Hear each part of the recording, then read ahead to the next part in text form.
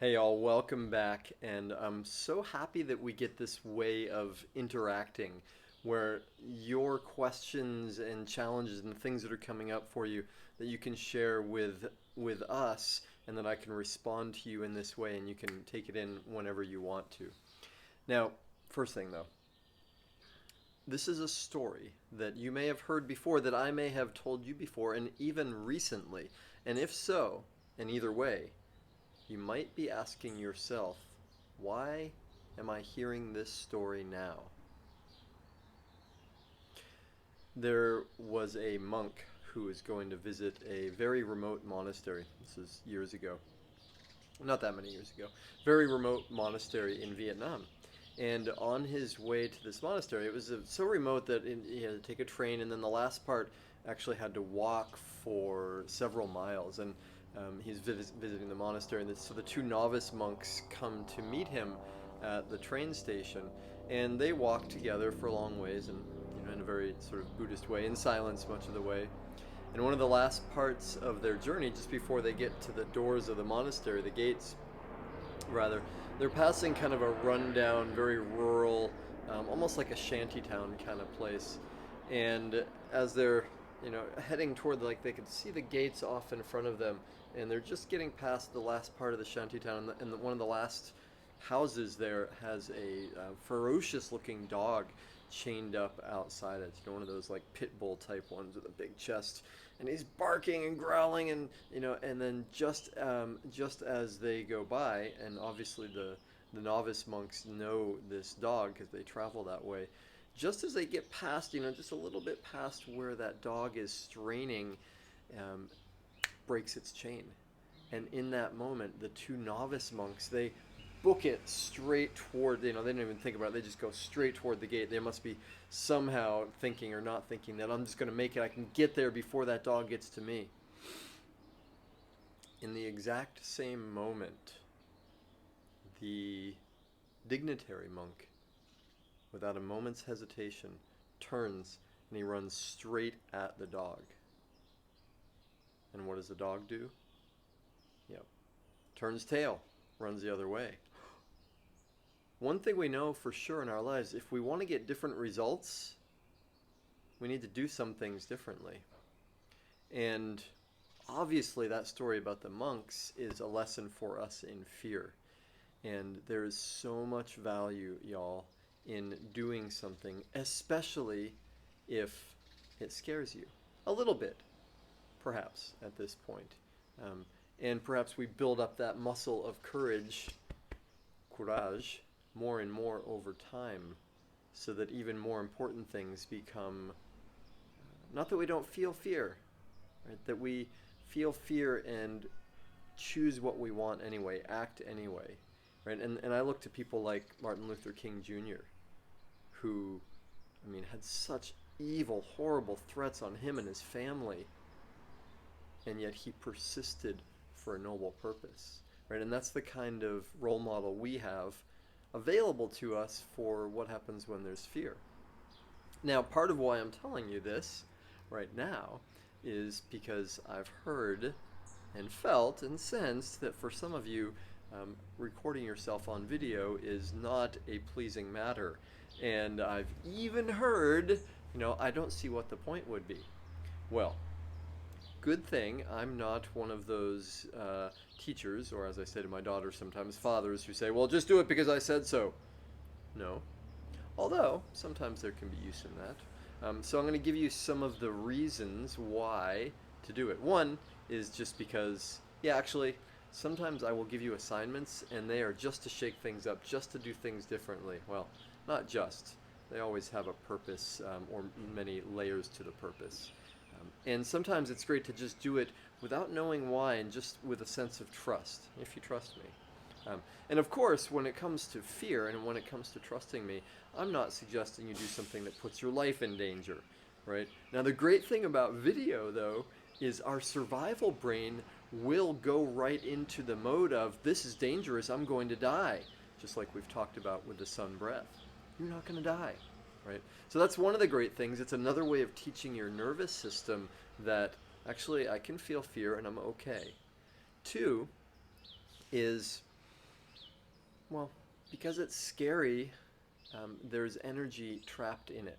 Right? Already, just because I've given you the assignment, there's energy trapped in it if you haven't done it. So as soon as you do it, and you know this from your experience, as soon as you do that thing that you've been putting off or afraid to do in some way, whew, right? Energy just opens up.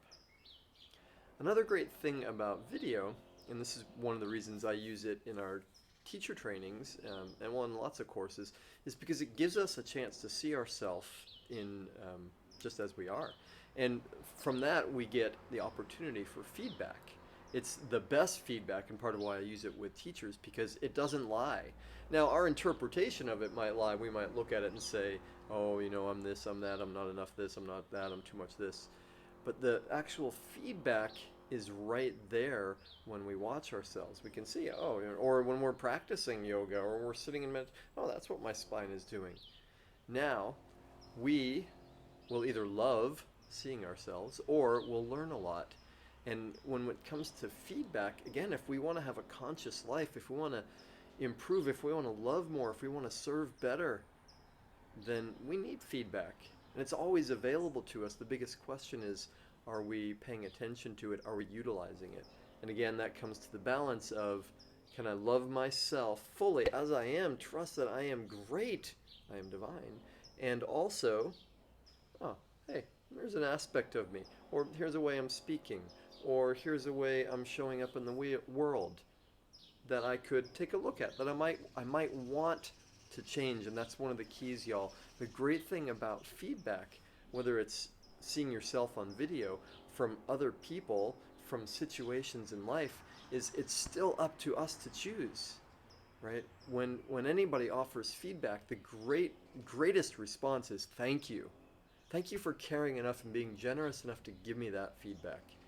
And then, know and trust, it's up to us what we do with it. We can ignore it.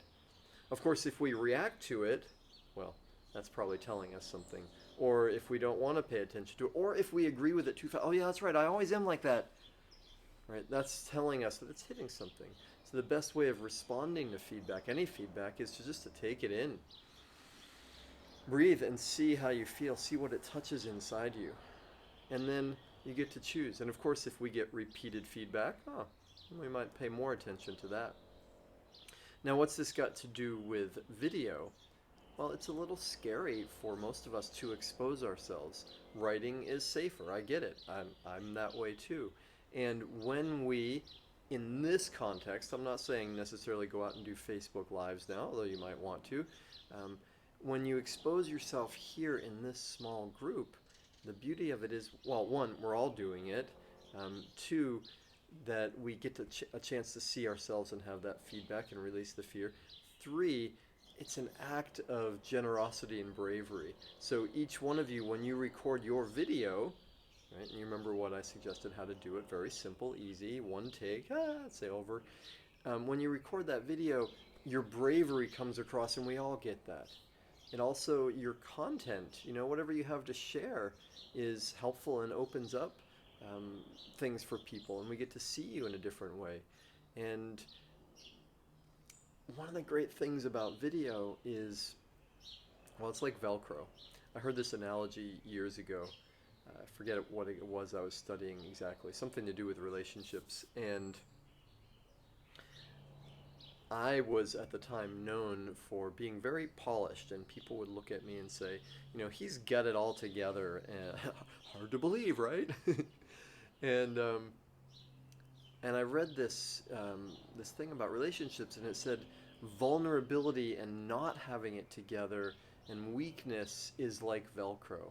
And not that I'm suggesting to you that we want to bond over misery. That's not it at all.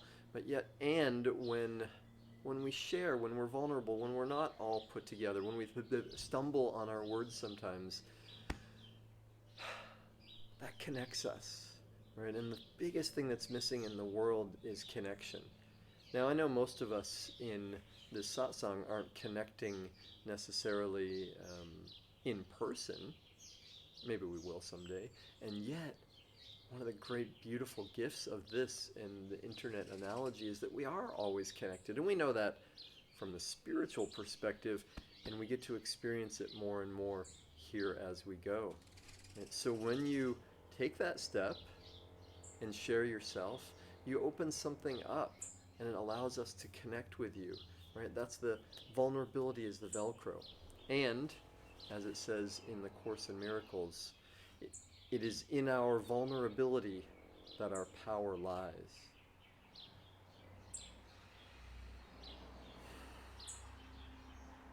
Right? And what happens, if for no other reason, just notice that moment when you go to hit record on whatever your way of doing it is, that fear that might be there. Even for me, obviously I've done a lot of these videos, and every time I get that, and every time I have the chance to share myself and go over my fear a little bit, it releases some energy. And it's a step. It's powerful. Little things make a big difference. All right, y'all, I hope that is helpful, and I look forward to seeing and hearing you very soon.